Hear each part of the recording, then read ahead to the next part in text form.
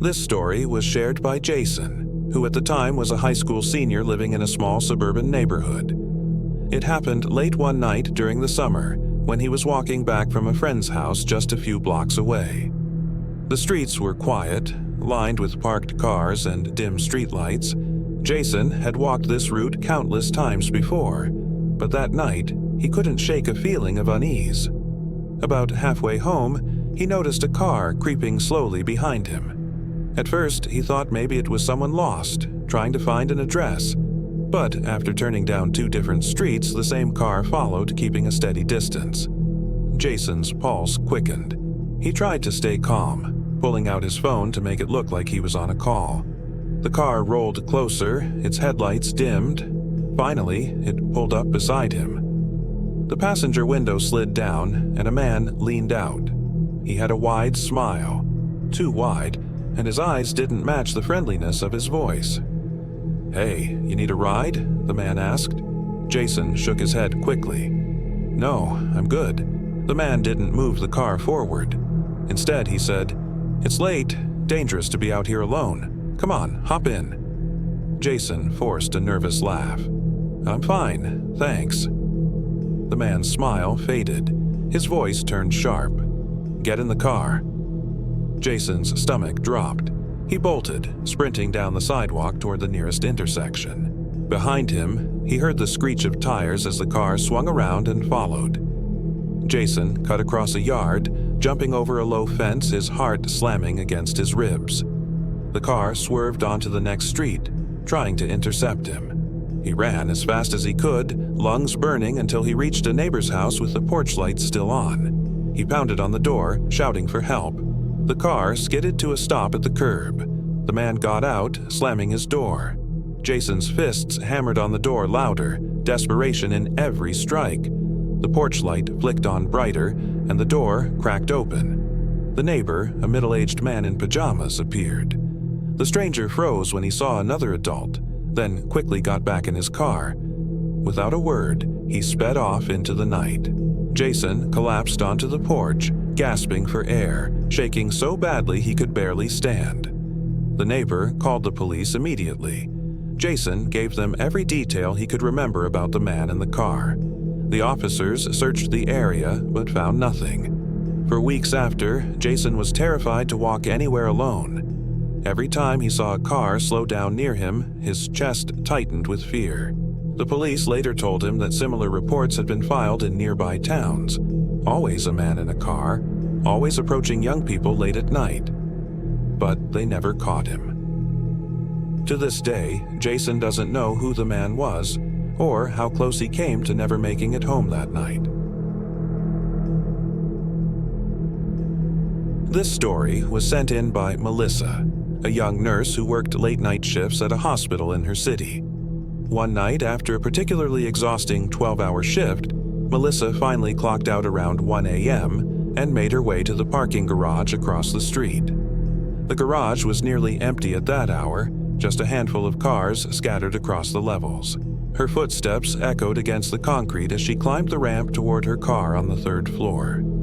She hated walking alone in the garage at night. The silence made every sound feel louder, sharper. As she reached her car, she felt the hairs on her arms rise. There was a van parked 2 spaces away. It hadn't been there earlier when she came in. The van was plain white, no windows on the sides, and it was angled slightly toward her car. She quickly unlocked her door and slipped inside, locking it immediately. Her hands shook as she shoved the key into the ignition. That's when she heard it. A faint sound, like a door sliding open. She glanced to her right and saw the van's side door was now cracked open. Her chest tightened as she caught a glimpse of movement inside.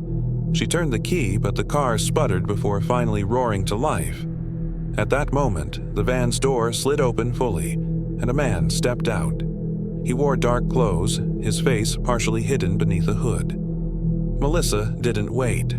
She slammed her foot on the gas, her tires screeching as she sped out of the garage. Her heart raced as she checked the rearview mirror. The van was pulling out too, headlights flicking on, following her down the ramp. Melissa's mind spun. She didn't want to drive home and lead them to her apartment. Instead, she turned sharply onto a main road, heading toward the nearest police station she knew of. The van stayed behind her, tailing her at every turn. She tried to call 911, but her phone buzzed with a dead battery. Panic surged through her as she gripped the wheel tighter. She sped through a red light, praying no cars were coming, just trying to put distance between them. The van kept up. Melissa made another quick turn onto a busier road, hoping the traffic would deter them. But the van stayed close, weaving behind her. Her eyes stung with tears, but she kept driving, pushing the speed limit. Finally, she spotted the glowing blue sign of the police station up ahead. She swerved into the lot, slamming her brakes near the entrance. She bolted from her car and ran inside, shouting for help. 2 officers rushed out with her, but by the time they reached the street, the van was gone. Melissa gave her statement, shaking the entire time. The officers told her she did the right thing by not going home. Still, the thought of how close she had come made her stomach churn. For days after, she was terrified to walk to her car. The hospital provided escorts for staff at night, and she never entered the garage alone again. But the fear lingered. The police never found the van, or the man who stepped out. Melissa still wonders what would have happened if her car hadn't started in time. And sometimes, even now, she swears she sees a white van parked on her street, waiting.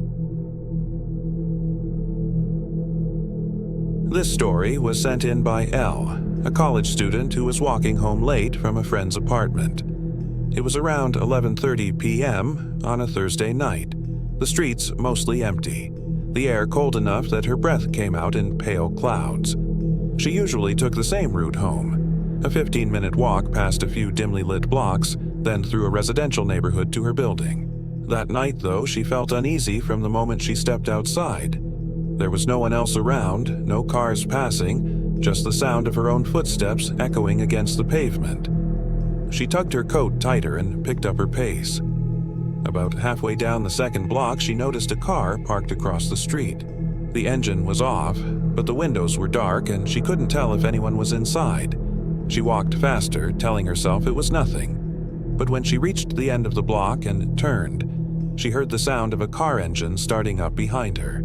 She didn't want to look back, but she did.